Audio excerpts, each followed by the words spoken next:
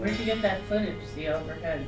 During the actual riots, the overhead footage, that was that helicopter. Fairly new technology at that time. Helicopters like really only being used by police, emergency services and whatnot. The police, really pulled out everything for this. They wanted to use this opportunity as the way of like, no, we're gonna pull out all the stocks and show people that we can control this, that this is gonna be maintained in. God, did they fail miserably in really stopping any violence. One of the things they pulled out was said helicopter, and that's where all those overhead images were from. And it's interesting seeing all of these photographs. Some of them were used for newspapers, they were released, but not many. And the vast majority of them you can actually see. In terms of photography for media, they're poor images. But in terms of historical documentation, they're fascinating because you're seeing details that you can't see any other way. So it's interesting just how in its original purpose and context of the photos that they wanted to maybe put in the paper or something, many of them just weren't used because they didn't get a good angle. Maybe you even see a part of the helicopter itself in one image. So it's like, oh, those are poor photos for that purpose.